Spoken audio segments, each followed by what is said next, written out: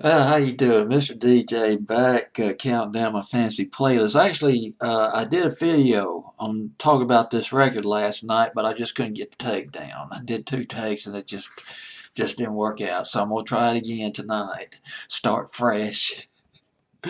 At number seven, down from number two. This song did much better on my fancy playlist than it did on the charts. Joe Jackson, Breaking Us in Two.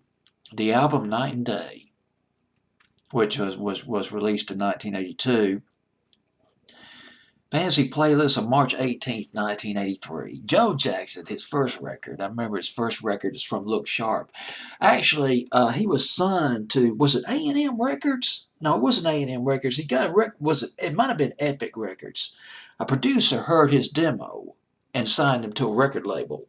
And Look Sharp came out, the album, 1978, 1979. Is She Really Going Out With Him? In the summer of 1979. I remember when I first heard that song on Kicks 106 in Birmingham. I was like, wow, man, he sounds kind of pissed. But actually, Is She Really Going Out With Him? I read that he actually was being a little bit funny about a gorgeous girl going out with with a gorilla or Frankenstein or monster or whatever, and he was just being funny, but it just came across to a lot of people as being angry, I guess. It was a brilliant record, though. Remember that one? Is She Really Going Out With Him? Is She Really Going to Take Him Home Tonight? And some great poetry in that record, too. But Joe Jackson, his biggest hit in England, did not chart here in the States.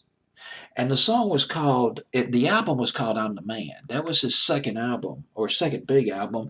And the record was called It's Different for Girls. Went to number 5 in Britain. No impact here in the States. And this was, well, I don't know the exact year, about 1979, 1980.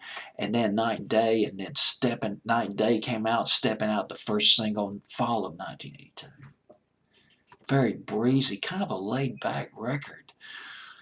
It's kind of strange about that song because when I listen to it now, I'm thinking of New York City. And I've never been to New York City. Well, at least I did once, but it was at the airport.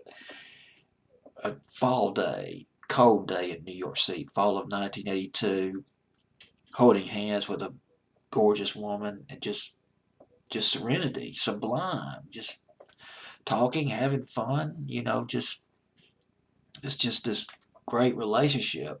It's a fantasy, but that song evoked that image. It evokes that image in me for some reason, stepping out. Joe Jackson. And then he came out with a song, Breaking Us in Two. And that was in early 1983, winter and spring of 1983. Breaking Us in Two, my goodness, did not do anything in England. And Joe Jackson's from Britain, or at least from the UK anyway, maybe Scotland, Wales, but I believe he's from England. Breaking Us in Two went to number 18 here in the States, went to number 59 in England. That's it. And his other big American hit, You Can't Always Get What You Want, it went to number 15 here in the States, spring of '84. You can't always get what you want or something like that, which is an up-tempo record for Joe Jackson. That's pretty much about it. Had one called Memphis in the mid-'80s that didn't do too well here in the States.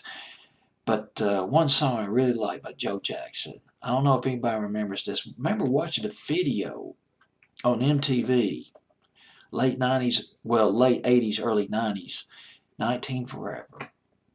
Love the chorus of that record, 19 Forever. And that was from the album called Blaze of Glory, which was released in 1989.